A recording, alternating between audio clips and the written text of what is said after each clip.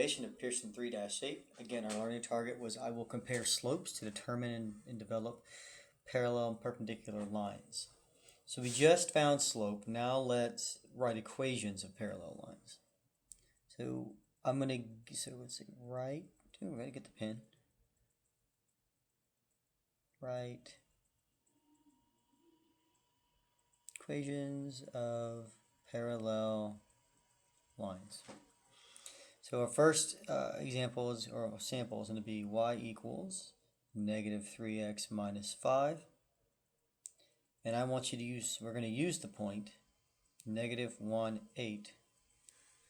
So graphically what's happening is kind of a concept here. I'm giving you a graph with a line and a point that's somewhere out here. You're finding an equation for the line that's parallel to the first one, but contains the point I gave you. So the first thing we need to do is find the slope of our original line. That's the one right here. It's the y equals minus 3x minus 5.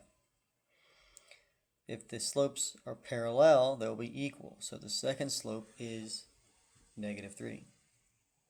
Now this is where you got to use a little common sense. They give you a point and they give you a slope. So use point-slope form. If they don't tell you which form to use the one that requires less work.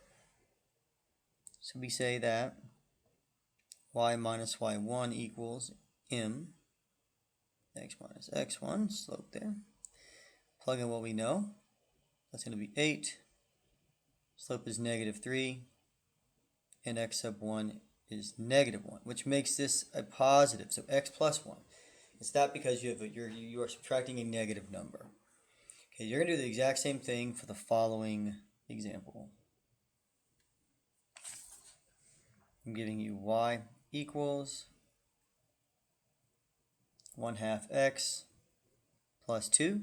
Your given point is negative 2, 4. Take a moment and see if you can do the same thing I just did. Alright, here's what you should have gotten. You should have gotten that the slope of this equation is 1/2. So if it's parallel, the second slope will also be 1/2.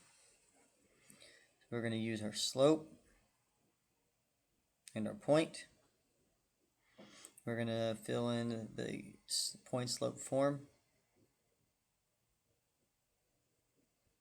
So y minus 4 equals 1/2 x plus 2. Again, that's a positive 2 now because it's a negative time next to a minus.